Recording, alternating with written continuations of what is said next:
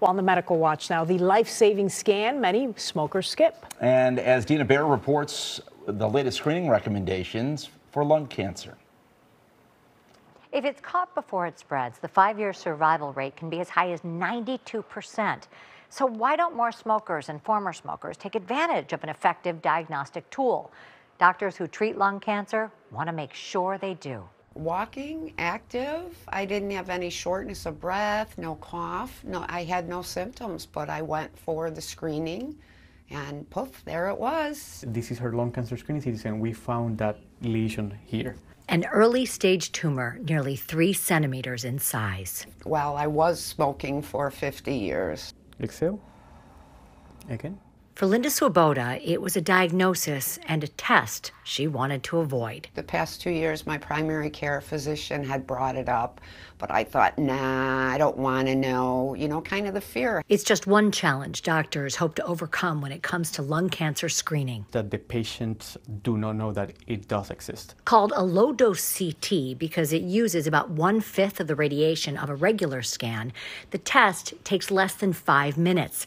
The high-quality images helped Dr. Alex Sedano catch Linda's cancer before it spread and caused symptoms. We can see literally every portion of her lung. Those who should receive an annual scan are current smokers or those who have quit within the past 15 years, and people ages 50 to 80, age 77 for patients with Medicare, who have smoked a pack a day for 20 years or 2 packs per day for 10 years. 80 to 90% of the cases here in the United States specifically that patients who have lung cancer, those patients, the most common risk factor is smoking. Linda had robotic surgery at the end of October to remove the tumor. About 1/3 of her left lung was removed during the less invasive procedure. I'm walking about 2 miles a day. Beautiful. The more you walk is basically the key. Most of the patients, they say, but I feel fine. I walk a mile, I do all my physical activities, I have no pain whatsoever.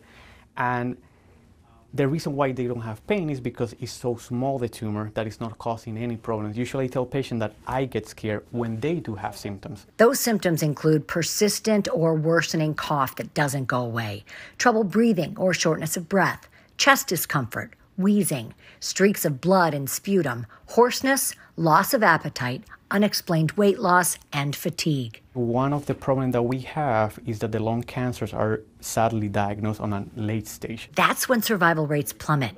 Linda says she hopes her story encourages others to undergo the screening that likely saved her life. We caught early with this procedure, with this surgery, all worked out for the better. I'm proud of myself. For those who meet the criteria, the annual low-dose CT scan is covered by most private insurances and Medicare. Back to you.